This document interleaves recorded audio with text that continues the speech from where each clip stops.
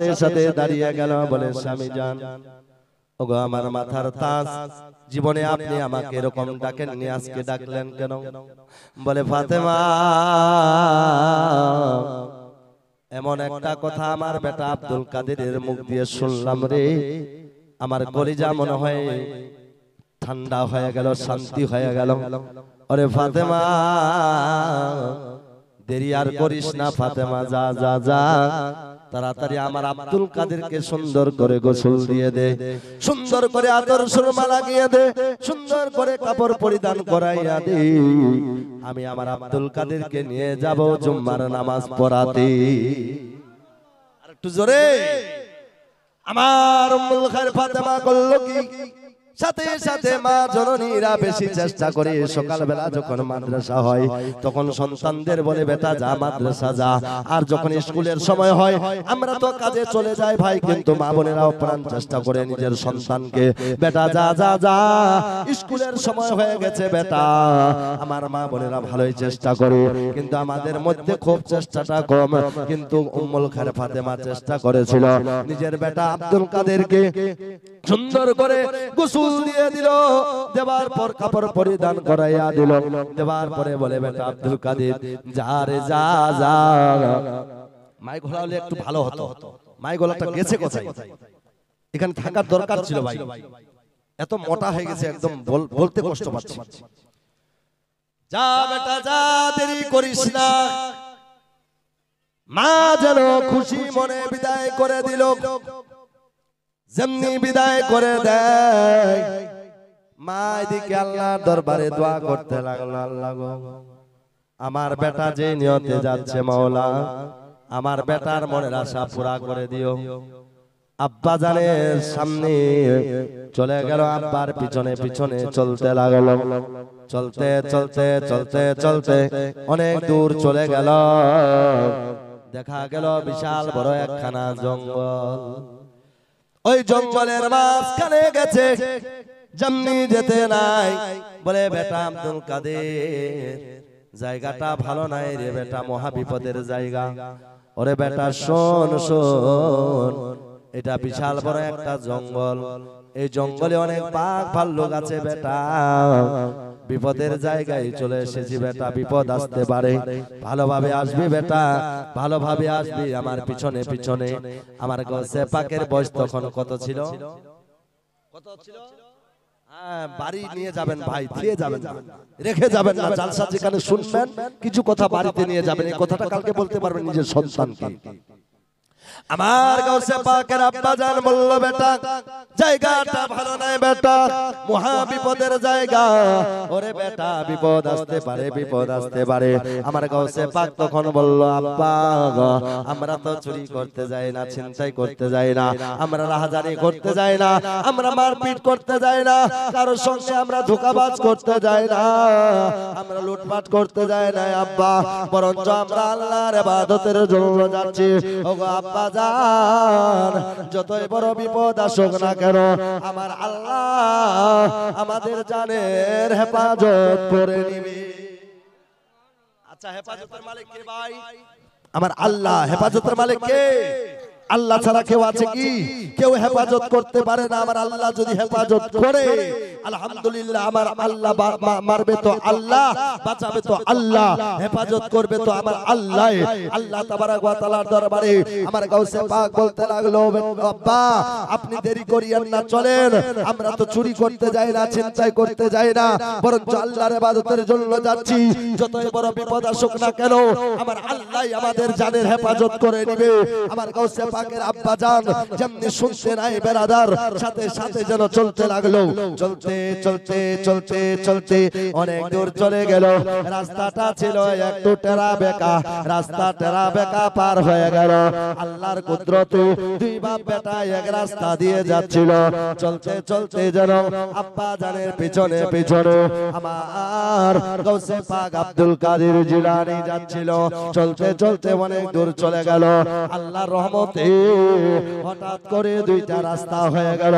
দুইটা রাস্তা রাস্তা হতে নাই, একটা ধরেছে আমার গাউসে পাক যেটা বাম রাস্তা, আর ডান রাস্তা ধরেছেন আমার গাউসে পাকের আব্বা জান আবু সালে মুসা। দুই বাপ বেটা যেন চলতে লাগলো, চলতে চলতে অনেক দূর চলে গেল, কিন্তু আব্বা জানের খেয়াল নাই। আমার বেটা আমার পিছনে আসতেছিল, হঠাৎ করে পিছনে তাকায় তো দেখে আমার গাউসে পাক পিছনে নাই। আব্বা জানের কলিজা যেন দাও দাও করতে লাগলো, বলে আল্লাহ নিশ্চয় আমার বেটাকে মনে হয় জঙ্গলের বাঘ ভালুক গুলো নিয়ে গেল। আল্লাহ আমার বেটাকে আর মনে হয় ফিরে পাবো না। আমার গাউসে পাক আব্দুল কাদের জিলানীর আব্বা এত কাঁদতে লাগলো, এত কাঁদতে লাগলো, আর যেন ডাকতে লাগলো, ও বেটা আব্দুল কাদের কোথায় গেছো বেটা আমাকে ছেড়ে? ও বেটা কোথায় গেলে বেটা? তুই ফিরে আয় বেটা, ফিরে আয়। আমার গাউসে পাক কোনো কথাই বলে না। আবার যেন আব্বা জান গেল আগের দিকে চলতে লাগলো, চলতে চলতে চলতে চলতে অনেক দূর আগে যাওয়ার পর দেখে আমার গাউসে পাক যেন ওই বাম রাস্তাটা ধরে অনেক দূর আগে চলে গেছে। আমার গাউসে পাকের আব্বা জান ডাকতে লাগলো, বেটা আব্দুল কাদের ওই বাম রাস্তাটা ছেড়ে দে বেটা, বিপদ আসতে পারে, ছেড়ে ছেড়ে দাও বেটা, তুমি ফিরে আসো, ফিরে আসো। আমার গাউসে পাক বলে আব্বা কারণটা কি? বলে বিপদ আসতে পারে, বিপদ আসতে পারে। আমার গাউসে পাক বলে আব্বা যতই বড় বিপদ আসুক না কেন আমরা তো আল্লাহর ইবাদতে যাচ্ছি, যতই বড় বিপদ আসুক না কেন ওই ইবাদত যদি আল্লাহর পছন্দ হয়ে যায় সমস্ত বিপদ থেকে আমাদের জানের হেফাজত আমার আল্লাহ তাআলা করে নেবে। আরেকটু জোরে আব্বা আপনি চিন্তা করিয়েন না, আব্বা আসুন আমার পিছনে পিছনে আসেন। আমার গাউসে পাকের পিছনে পিছনে তখন আবু সালে মুসা নিজের আব্বা চলতে লাগলো, চলতে চলতে আব্বা 10 কদম দূরে, আমার গাউসে পাক 10 কদম আগে হয়ে গেল। বেরাদার চলতে চলতে দেখা যায় অনেক দূর চলে গেল, আর আব্বা একখানা পাহাড় দেখা যায় সামনে, ওই সামনের পাহাড়টার উপরে আমার গাউসে পাক চললেন। আমার গাউসে পাকের আব্বা বারবার বলে বেটা আগে যাইস না, বেটা পাক ভাল্লুক থাকতে পারে, বেটা আগে যাইস না, তুই ফিরে আয়। আমার গাউসে পাক তত আগের দিকে যায় শুধু আব্বাকে দেখার জন্য। আল্লাহু আকবার। বাচ্চাটা কয় বছরের ছিল? কয় বছরের? 8 বছরের বাচ্চা।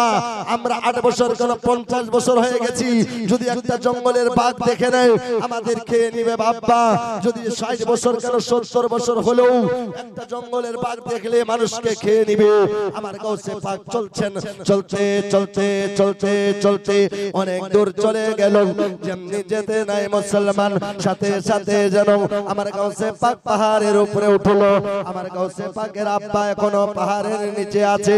যেমনি উঠতে না দেখতে পায় বিশাল বড় একটা বাঘ যেন ওই পাহাড়ের টিলার উপর থেকে নামতেছে। নামতে নামতে পাহাড়ের টিলার উপরে যেমনি আব্বা জান আবু সালে বাঘকে দেখেছে, বলে বেটা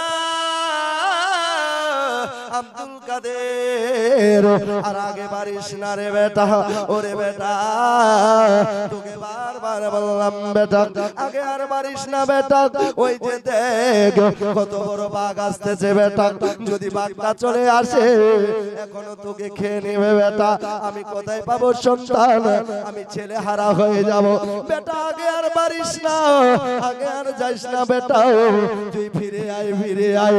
আমার গাউসে পাক তো আগের দিকে যায়, বাঘটাও যেন নামতেছে ভাই।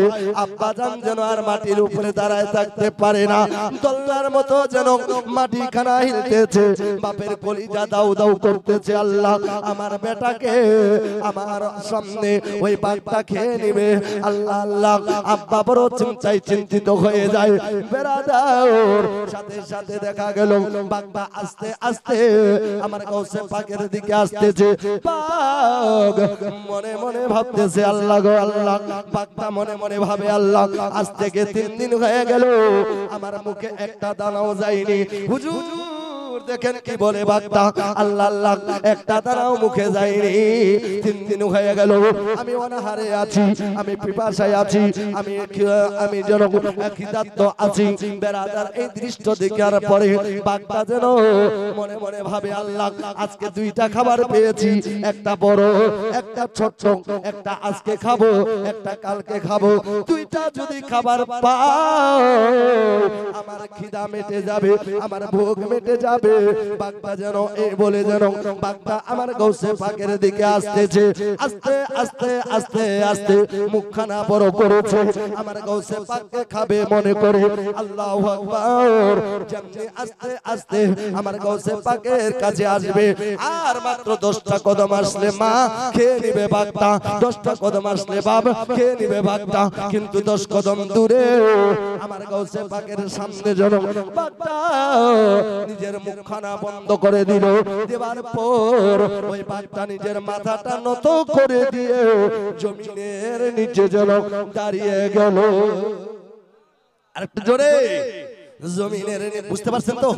জমিনের, খুব তাড়াতাড়ি বলছি বাপ, সময় আমাকে 1.5 ঘন্টা দেওয়া হয়েছে, এই জন্য খুব তাড়াতাড়ি যাচ্ছে আগের দিকে। আমার গাউসে পাক আল্লাহু আকবার দেখে আছে বাগদার দিকে, তাকাই আছে বাগদার দিকে। আমার গাউসে পাকের সামনে যেন 10 কদম দূরে বাগদা যেন দাঁড়িয়ে গেল। যেমনি দাঁড়াতে নাই ভাগ, সাথে সাথে বাগদা যেন আস্তে আস্তে আস্তে আস্তে করে বাগদা আসিয়া আমার গৌসে পাকের কদম মুবারকে যেন বাগ চুম্মা দিতে লাগল। এই জন্য তো কবি বলে যেন নূর নবী বানাইলো আল্লাহ প্রেমের কারণে, আরে নূর নবী বানাইলো আল্লাহ প্রেমের কারণে। প্রেমের ডুরি বাঁধরে মদিনার সনে, বলুন প্রেমের ডুরি বাঁধরে মোর মদিনার সনে। নূর নবী বানাইলো আল্লাহ প্রেমের কারণে, প্রেমের ডুরি বাঁধরে মোর নবীজির সনে। আল্লাহ বানাইলো আসমান জমিন, আল্লাহ বানাইলো রাতের আরতি। আর একটু জোরে, ও আল্লাহ বানাইলো আসমান জমিন, আল্লাহ বানাইলো রাতের আরতি।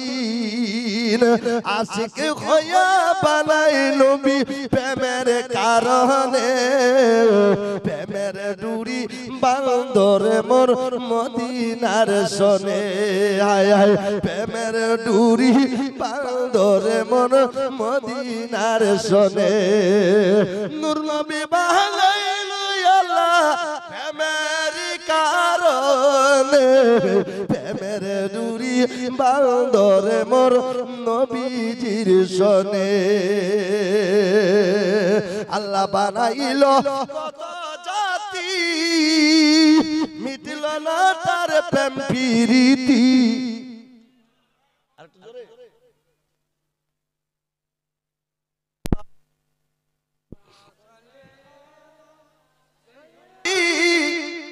কোরআনে কই নূরের জ্যোতি।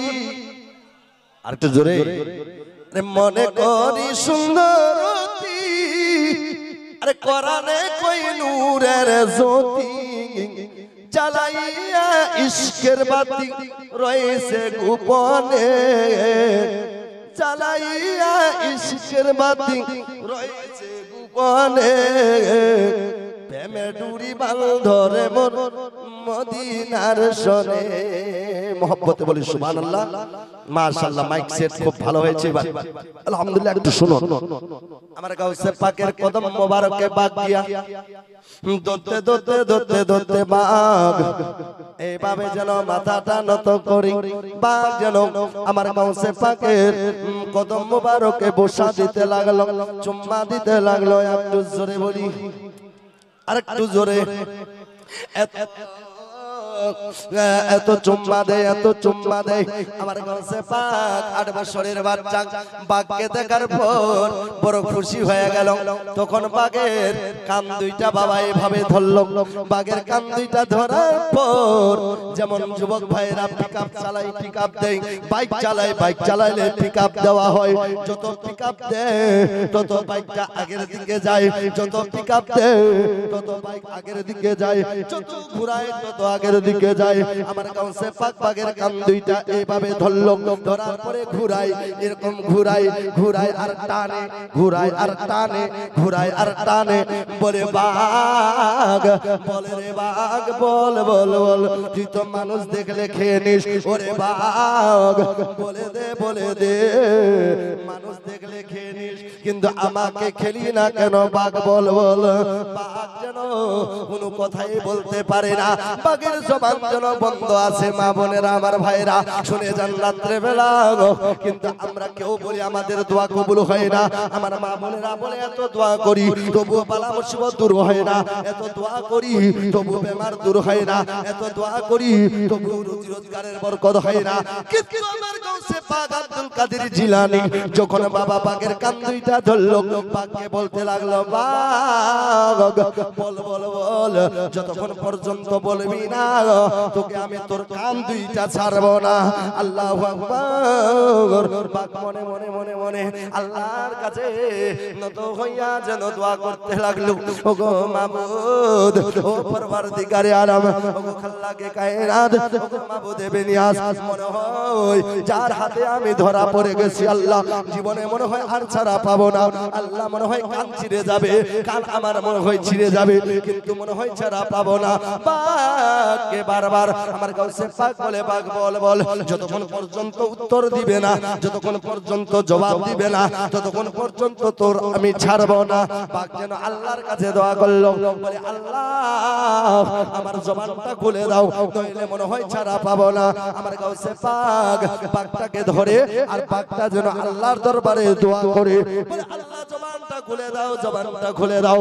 যেমনি এই দোয়াটা করতে নাই, সাথে সাথে বাঘের দোয়া আল্লাহর দরবারে কবুল হয়ে গেল। বাঘের জবানটা যেন মানুষের মতো খুলে গেল। আরেকটু ও বেরাদার, বোঝা গেল, জানা গেল, একটা বাঘের যদি দোয়া কবুল হয়, মানুষ হয়ে আমরা কেন দোয়া কবুল হবে না? পশু পাখির দোয়া কবুল হয়, আমরা মানুষ কেন দোয়া কবুল হবে না? নিশ্চয় দোয়া কবুল হবে বাবা, তবে আমাদেরকে ইবাদতের দিকে মগ্ন হতে হবে। যদি আমরা নামাজ পড়ি, নামাজ শেষে দোয়া করি, আল্লাহর দরবারে কবুল হবে। আমরা যদি মা বাপের কবরে জিয়ারত করি, জিয়ারত করার পরে আল্লাহর কাছে দোয়া করি, নিশ্চয় মা বাপ কবরে শান্তি পাবে। আমরা যদি দোয়া করি কোরআন পড়ার পরে, নিশ্চয় আল্লাহর দরবারে দোয়া কবুল হবে। বেরাদার ভাইরা বন্ধুরা, আজকাল অনেক মানুষ বের হয়ে গেছে দোয়ার উপরে ফতোয়া লাগিয়ে দেয়, কিন্তু আমি বলতে চাই আমাদের দোয়াই হচ্ছে সমস্ত ইবাদতের মূল মগজ, হচ্ছে আমাদের দোয়া। দোয়া দোয়া দোয়া ছাড়া কোনো কাজে আসে না। দোয়া না করলে ভাই হবে না। দোয়া করতে হবে আল্লাহর দরবারে, কাঁদতে হবে আল্লাহর দরবারে, দোয়া করতে হবে কোরআন তেলাওয়াত করে, দোয়া করতে হবে তাসবিহ পড়ার পরে, দোয়া করতে হবে কোরআন তেলাওয়াত করে, দোয়া করতে হবে নামাজ শেষে, দোয়া করতে হবে মা বাবার জিয়ারত করার পরে, দোয়া করতে হবে মিলাদে, দোয়া করতে হবে তেজাতে, দোয়া করতে হবে চালিশায়, দোয়া করতে হবে আপনার বাৎসরিকে, দোয়া করতে হবে মিলাদ মেহফিলে, দোয়া করতে হবে জালসাতে, দোয়া করব আমরা জুলুসে। আমরা সুন্নি মুসলমান, আমাদের দোয়াটাই হলো সবচাইতে বড় পেহচান। এই দোয়া, দোয়া দোয়াটাই আমাদের সবচাইতে অতি উত্তম ইবাদত। এই দোয়া যদি না করি ভাই, কোনো চিজ আমাদের আল্লাহর দরবারে কবুল হবে না। আল্লাহু আকবার। আসুন আমি ওদিকে যাই না, তবে আমার গাউসে পাক আব্দুল কাদের জিলানী যেমনি বলে, বাঘ বল, যতক্ষণ পর্যন্ত বলবি না তোর আমি ছাড়বো না। বাঘ তখন বলতে লাগলো, আর জবানটা খুলে গেল, বলে হুজুর আপনি কি বলেছিলেন একটু বলুন হুজুর, দয়া করে বলুন। বলে বাঘ তুই তো মানুষকে দেখে খেয়ে নিস, কিন্তু আমাকে খেলি না কেন? বাঘ বল। বাঘ তখন বলেছিল, হুজুর, ওগো হুজুর, খাবো খাবো মনে করে যখন আমি ওই পাহাড়ের টিলা থেকে আসতেছিলাম, আস্তে আস্তে আস্তে আস্তে আমি ভাবছিলাম দুইটা খাবার পেয়েছি, একটা বড় একটা ছোট, আজকে একটা খাবো একটা কালকে খাবো। এই বলে যখন আপনার কাছে আসলাম, আর 10 কদম দূর আছে হুজুর, 10 কদম গেলে আপনাকে খেয়ে নিতাম, কিন্তু 10 কদম দূর থেকে যেন আমি আপনার শরীর থেকে মুশকে আম্বরের মতো খুশবু পেয়ে গেলাম। আর একটু জোরে, আমি মুশকে আম্বরের মতো খুশবু পেয়ে গেলাম। এই জন্য তো কবি বলেছেন, আরে মন যদি দিতে হয় নবীকে দিও।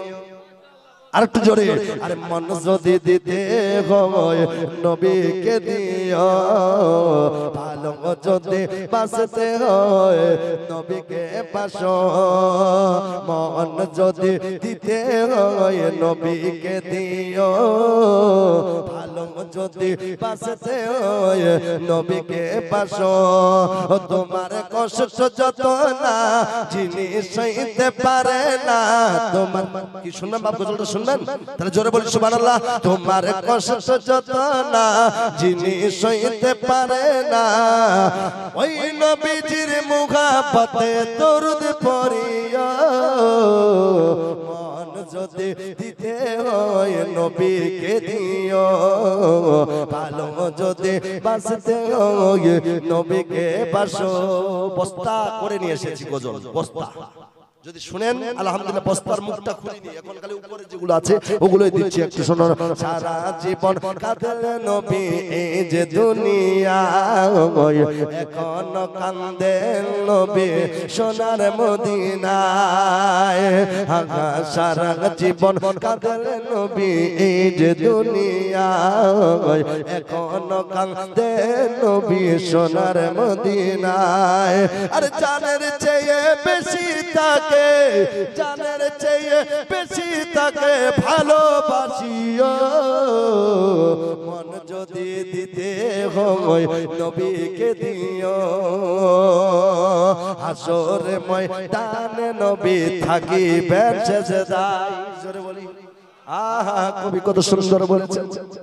হাসরে ময়দানে নবী থাকিবেন সেজদায়, আমার আশিক উম্মত যেন জান্নাতে পেয়ে যায়। ওই নবীজির মুহাব্বতে, ও ভাই ওই নবীজির মুহাব্বতে দরুদ পড়িও। দাঁড়িয়ে কেন আছেন, দাঁড়িয়ে কেন আছেন দাদা? বসে বসে যান দাদা। এখানে তো কোনো পর্দা লাগা আছে নাই যে পর্দার ভিতরে আমরা নাচ শুনবো গান শুনবো, এখানে তো কোনো পর্দা নাই না ভাই। তো দাঁড়িয়ে দাঁড়িয়ে দেখছেন আপনারা, বসে শুনতে হয় কোরআন হাদিসের বাণী। একটু শুনুন ভাই, অল্প সময়ের মধ্যে বলে আমি চলে যাচ্ছি। আহা নবীর দিদার একবার যদি নসিব হয়ে যায়, জোরে বলি নবীর দিদার একবার যদি নসিব হয়ে যায়, জাহান্নামের আগুন তাকে দেখিয়া পালায়। পাগলদের দিদার দিয়ে, ও পাগলদের দিদার দিয়ে নবী ধন্য করিও, মন যদি দিতে হয় নবীকে দিও, ভালো যদি বাঁচতে হয় নবীকে বাসো। বহু লম্বা ঘটনা, আগের দিকে যাচ্ছে বাবা, গজলটা লম্বা আছে। আল্লাহু আকবার। আমার কাছে পাক বলেন, পাক তুই খেলি না কেন পাক বল? বলে হুজুর খাবো খাবো মনে করে যখন আপনার কাছে আসলাম, তো আপনার শরীর থেকে আমি মুশকে আম্বরের মতো খুশবু পেয়ে গেলাম। জোরে বলি। আর আমাদের পসিনা, আমাদের শরীর গন্ধ করে ভুষের মতো গন্ধ। কারণ কি? আমাদের আল্লাহর উপরে ভরসা নাই, আল্লাহর ইবাদতে আমরা মগ্ন থাকি না ভাই। আমরা কাকে কিভাবে সম্মান দিতে হয় সেটা জানি না, কিন্তু আল্লাহর ওলি আমার গৌসে পাক এখন 8টি বছর বয়স। কয় বছর?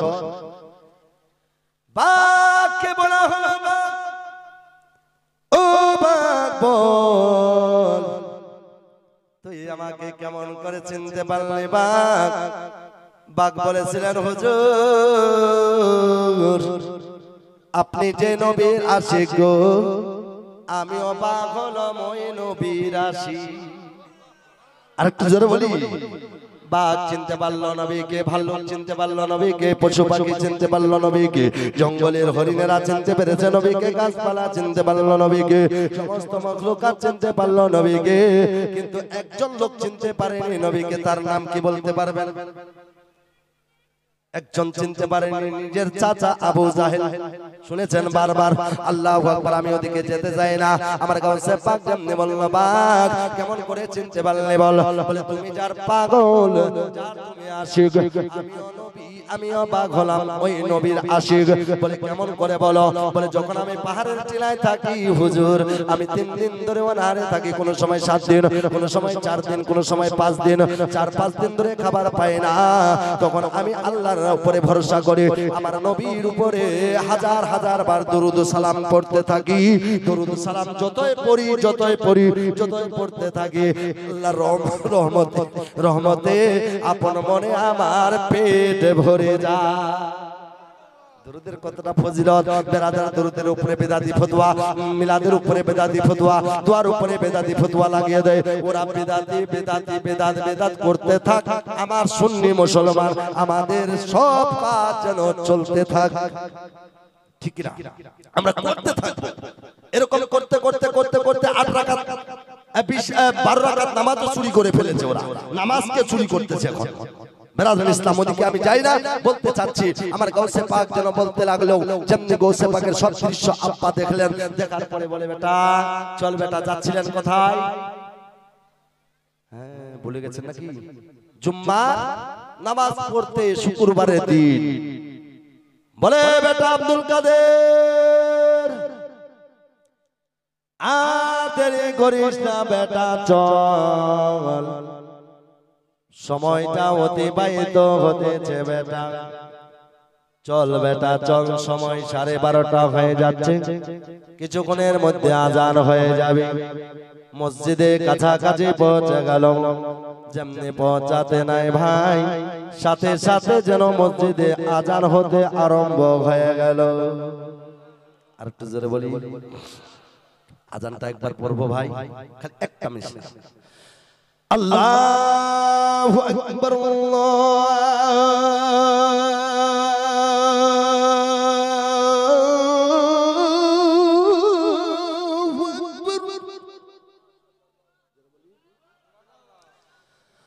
আল্লাহু আকবার,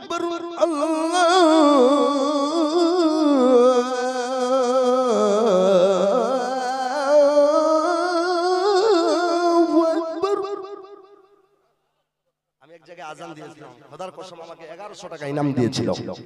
আলহামদুলিল্লাহ, এটা আপনাদের নেক দোয়া বাপ। আশহাদু আল্লা ইলাহা ইল্লাল্লাহ,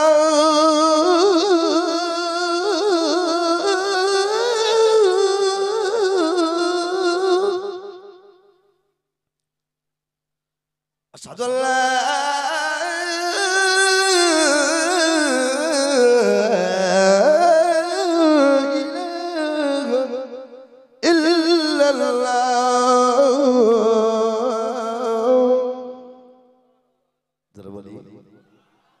আখেরিটা বলে বলে হাইয়া আলাস সালাহ,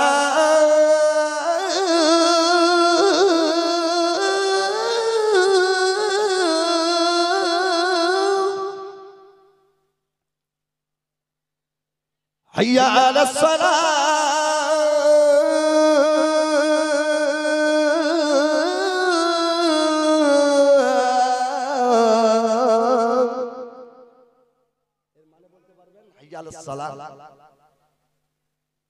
আলাস সালাহ, মানে কি? এসো এসো, কোথায় বলছেন না যে এসো? তারপর সকালে একটা কথা বলে না, আসসালাতু খায়রুম মিনাল্লাহ,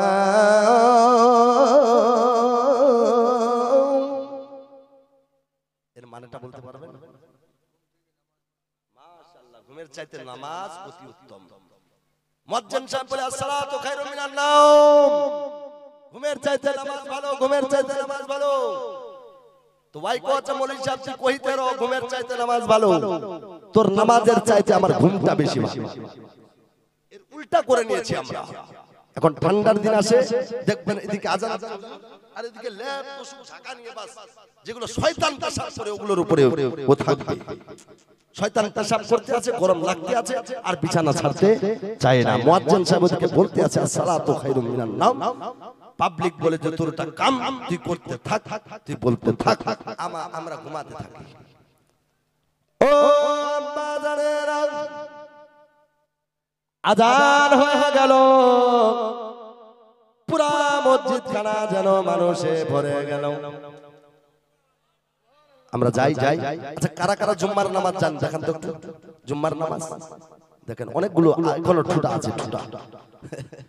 সবাই যায় না, যাই ভাই সবাই যায় না। কারণ কি ওদিনকে আমরা ব্যতিব্যস্ত হয়ে যাই, গরু দুধ হয় না, ঘাস কাটতে যাই, না হয় আমরা বিক্রি অফিস যাই, না হয় থানা যাই, না হয় ওখানে যাই, কাজ অনেক। কিন্তু শুক্রবারের দিন নিজের বউ কাপড় ধুয়ে দেবে, কাল শুক্রবার তোমাকে জুম্মা যেতে হবে। আর সেই সময়টা যেমনি চলে আসলো জুম্মার, দেখবেন ও বলে ওই আজকে বলিস না জুম্মা যেতে, আমাকে বলে কেন, বলে আমাকে কালিয়াগঞ্জ না গেলে হবে না, আমার একটা কাজ আছে বিশাল বড় থানাতে। শুক্রবারের দিন ওর কাজটা বেশি, কিন্তু আপনি শুক্রবারকে ত্যাগ করে চলে যাবেন, চলে গেলেন শুনেলেন, আপনি মারা যাবেন, জান্নাত পাবেন কি পাবেন না সেটা আমি বলতে পারবো না। কিন্তু কোন মুমিন বান্দা যদি বা ওযু হয়ে ওযু করে সুন্দর করে গোসল করলো, ওযু করলো, মসজিদের দিকে রওনা হলো, যেতে যেতে যেতে যেতে যদি ও মারা যায়, আল্লাহর রহমতে ওই ব্যক্তিটা জান্নাতি।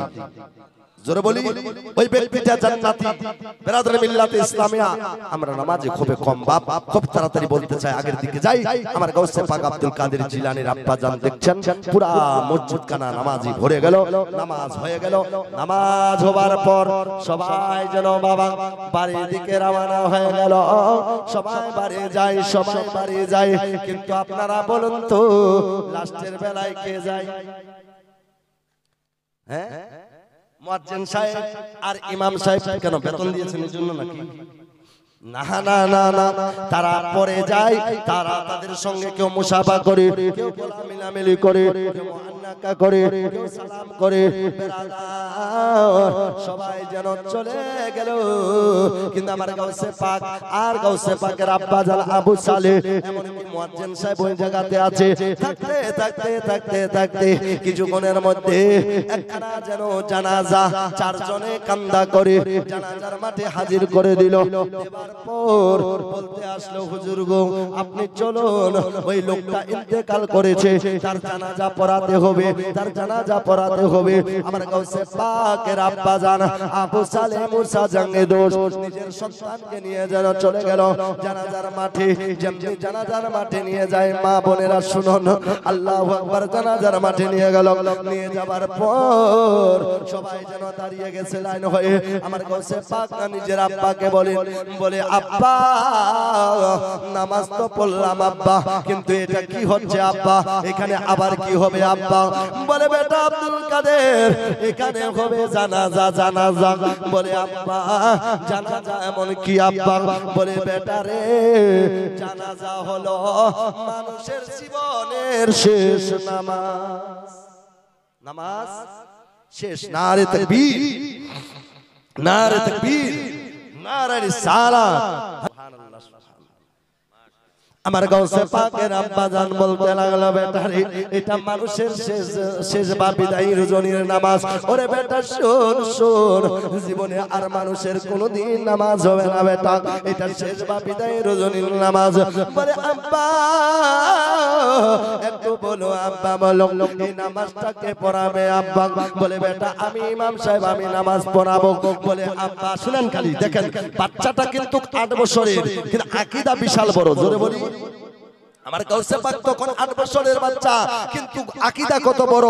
আমার গাউসে পাক বলে আব্বা নামাজ তো পড়াবেন ঠিকই আব্বা, কিন্তু যে বাড়ির মাইয়াতটা, যে বাড়ির লাশটা আব্বা, ওই বাড়ির কি খবর নিয়েছেন? বলে বেটা না না না, খবর তো নিনি বেটা, আগে জানাজা হবে তারপরে খবর হবে। বলে আব্বা আগে খবর নেন তারপর জানাজা পড়াবেন। বলে না বেটা না, আগে জানাজা হবে তারপর খবর হবে। আমার গাউসে পাক বললেন আব্বা আগে খবর নেন, তারপর জানাজা পড়াবেন।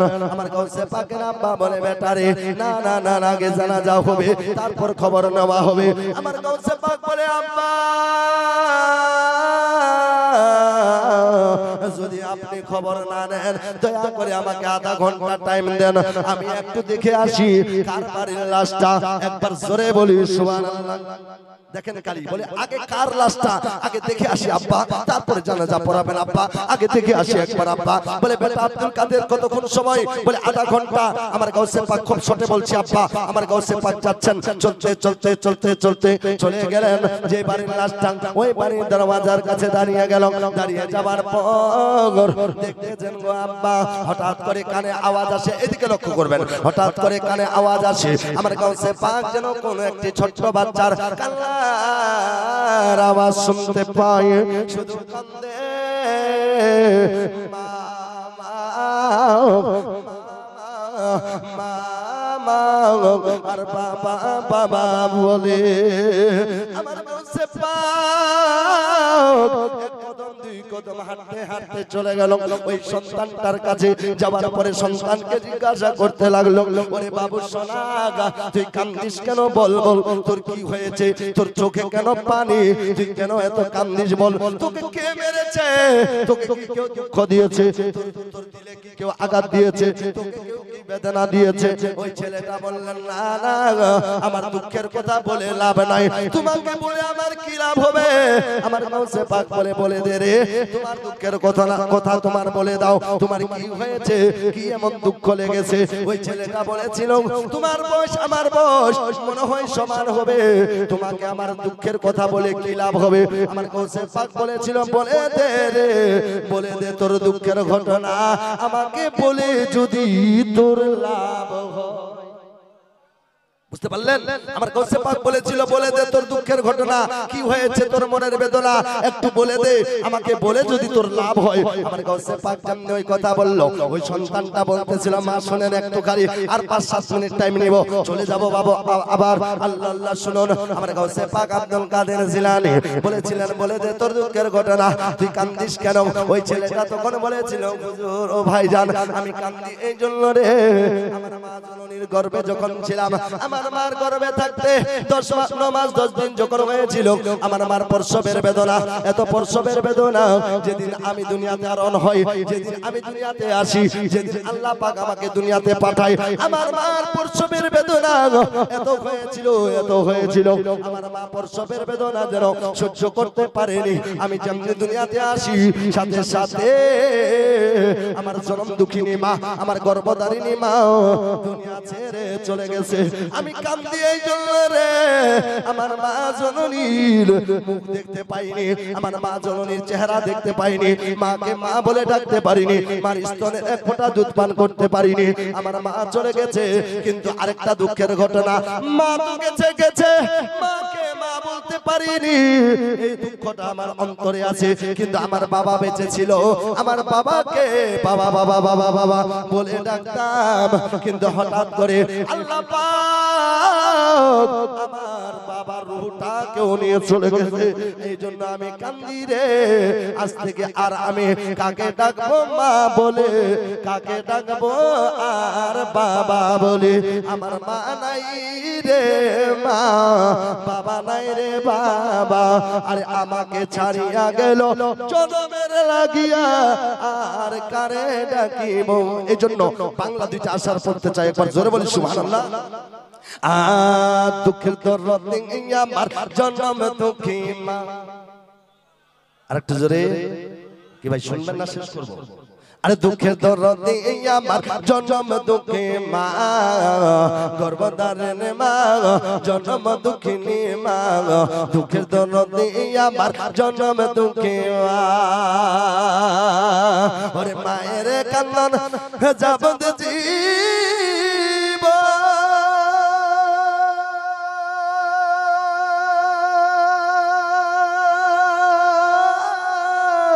ওরে 2-4 মাস বোনের কান্দনে রে ঘরে পড়ি পরিবারের কান্দন কয়েকদিন পরে থাকে না দুঃখের দরদি আমার জন্ম দুঃখী মা গর্ভধারিণী মা গো জন্ম দুঃখিনী মা গো দুঃখের দরদি আমার জন্ম দুঃখী মা 10 মাস 10 দিন ধরে গর্ভে দিছি ঠাই রক্ত মাংস খাইয়া মায়ের ভূমে এলাম তাই ভূমিষ্ঠ হইয়া আমি উঠিলাম কান্দিয়া শান্ত করিল আমায় মায়ের দুধ দিয়া জোরে বলি ওরে মায়ের ওপর সবের কালে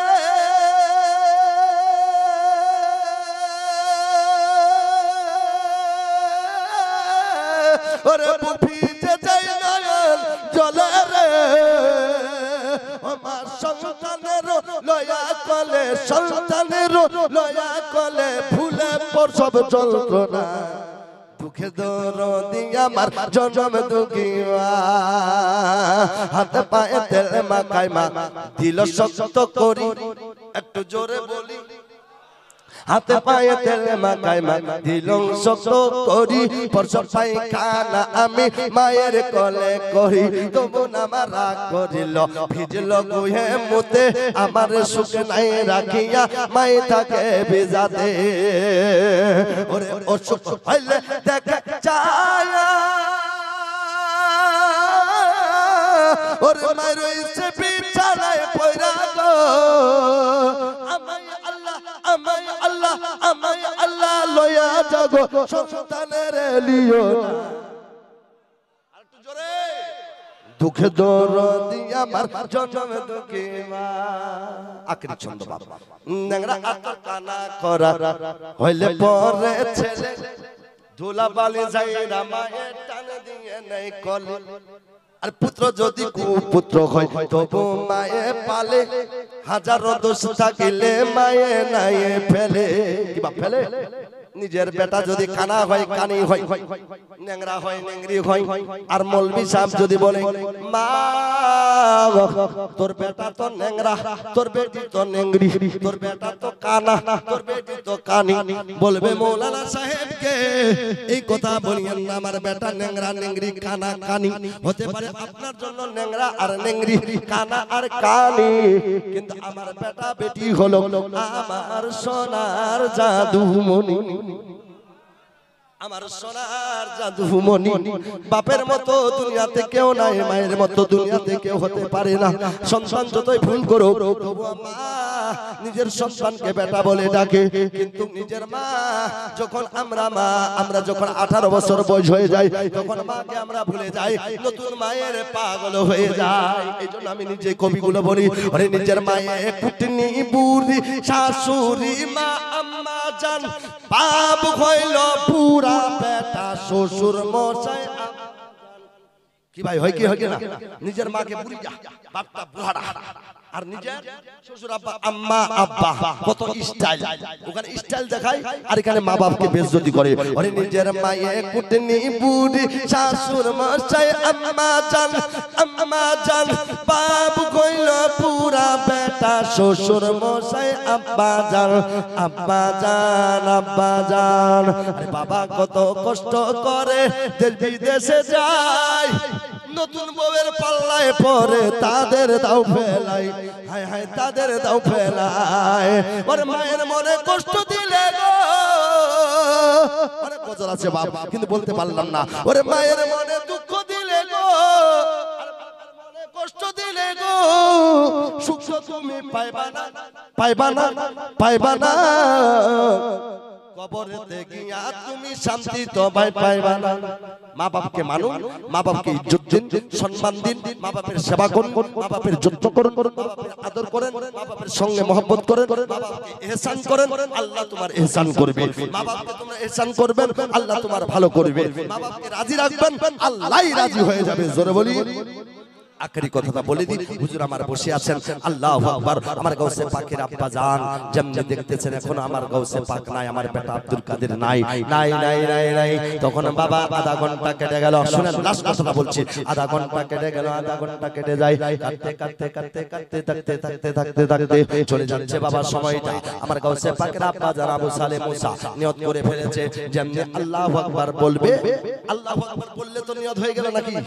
আল্লাহু আকবার বলবে, তেহরিমা বানবে, হাত বানবে, তো সাথে সাথে আল্লাহু আকবার বলার আগে আমার গাউসে পাক বলে আব্বা দাঁড়া, বলে আব্বা দাঁড়া, বলে এই বেটা তো বড় পেরেশান করার জন্য এসেছে আমাকে। কেন বাপ, কেন কেন তুই এরকম করিস? বলে আব্বা জানাজা পড়াচ্ছেন? বলে হ্যাঁ। বলে কে পড়াবে? বলে আমি। বলে আব্বা জানাজা পড়াতে পারবেন তো? বলে বেটা কেমন করে রে, এতদিন ধরে জানাজা পড়ে আজকে যে পারবেন তো, এটা কেমন কথা? বলে আব্বা পারবেন তো? বলে বেটা পারবো না তো, এমনি দাঁড়িয়েছি, এমনি ইমাম হয়েছে। বলে যদি পারেন আব্বা, একটা কথা বলতে চাই, আমার মাথার আগে উত্তর দেন, তারপর জানাজা পড়াবেন।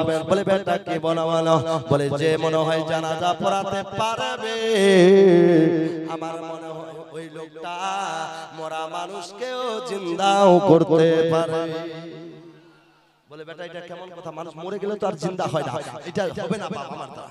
বলে হবে না তো আপনাকে জানাজা পড়াতে আর দিব না। বিশাল লম্বা ঘটনা, আমি আর আগে দিকে যেতে পারছি না বাপ, কারণ হুজুর বসে আছেন আলহামদুলিল্লাহ, ইনারও বক্তব্য আপনাদের শ্রবণ করতে হবে।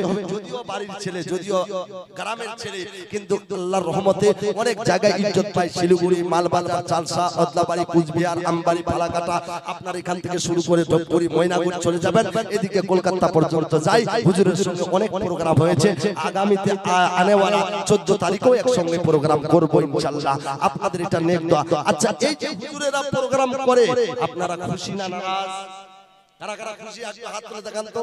সুবহানাল্লাহ, খুশি আছেন তো? হবেন না কেন? একটা আপনাদের গর্ব আছে যে আমাদের এলাকার একটা ছেলে আলহামদুলিল্লাহ সুশিক্ষিত, এমনকি সুবক্তা আল্লাহ পাক তাকে বানিয়েছে, এটা আপনাদের নেক দোয়ার বিনিময়। জোরে বলি।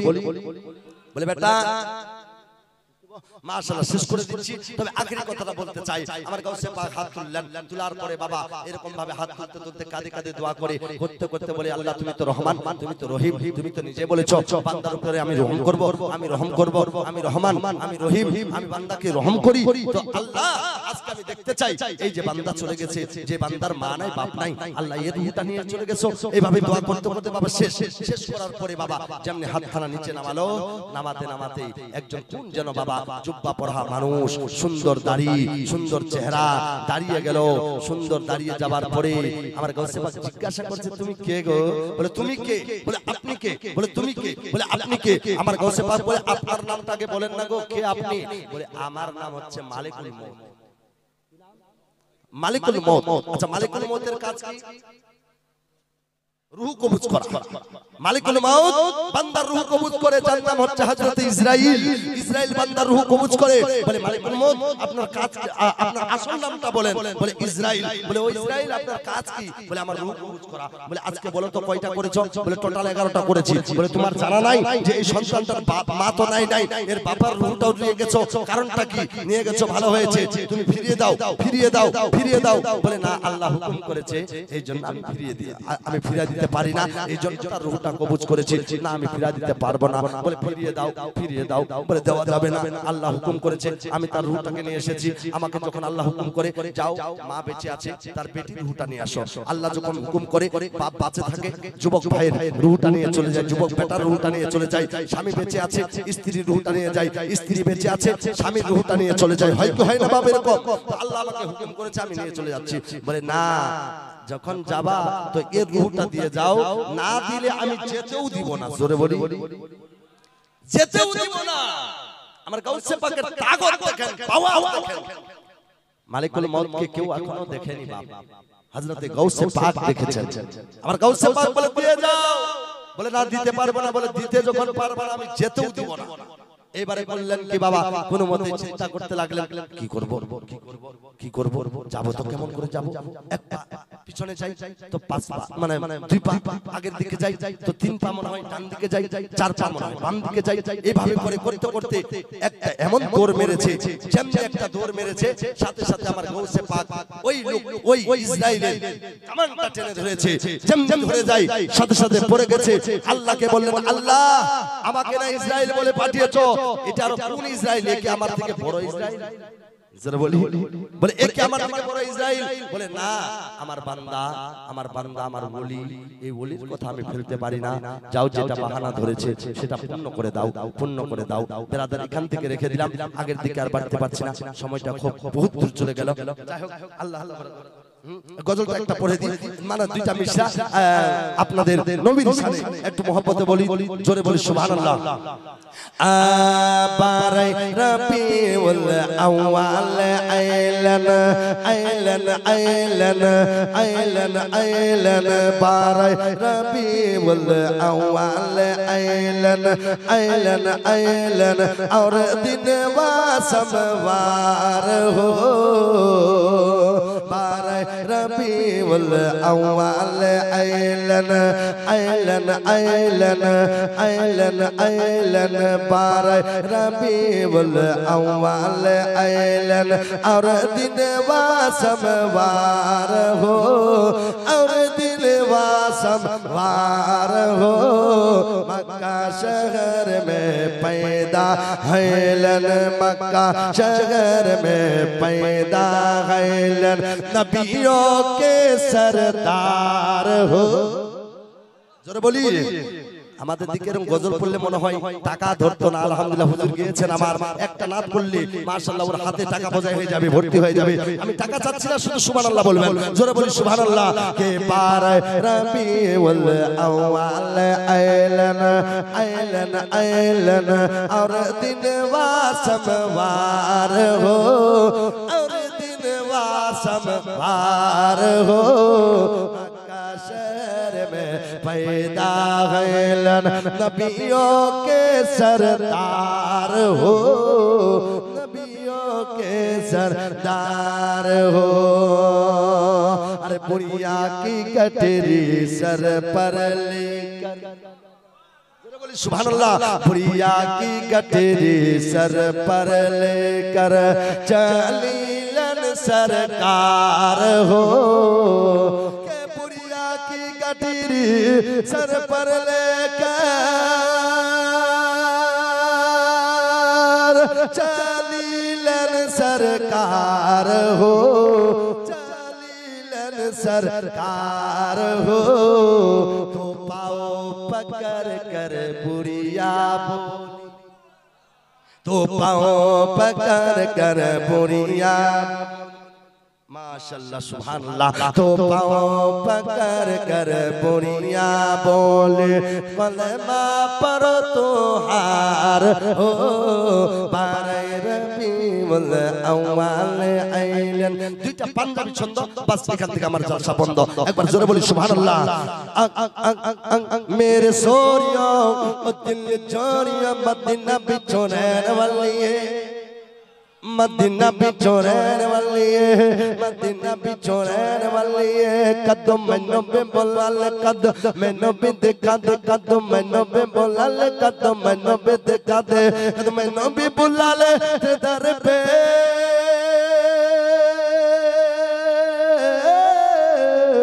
कदम मैनो बे बोलाल ते दर पे कदम मैनो बे देखा दे तेरे चलवे मदीना बिछो रहने वाली है मदीना बिछो रहने वाली है पल पल पल पल যাই হোক বলাতে ভাষাতে কোনো রকমের যদি কিছু বলতে গিয়ে আপনাদের শুনতে গিয়ে যদি কোনো ভুল হয়েছে আল্লাহর রাস্তায় সকলের কাছ থেকে ক্ষমা প্রার্থী খাস করে উলামায়ে কেরামের কাছ থেকে ক্ষমা প্রার্থী বলতে গিয়ে যদি কিছু ভুল করেছি নিজে তওবা করি আপনারাও আমার সঙ্গে তওবা করেন তওবা আস্তাগফিরুল্লাহ রব্বি মিন কুল্লি যামবি ওয়া তুবু ইলাইহি হায়াত বাকি তো মুলাকাত বাকি গোলাম সাবিরকে ডাকলে জীবনে দিবেন না ফাঁকি আসসালামু আলাইকুম ওয়া রাহমাতুল্লাহ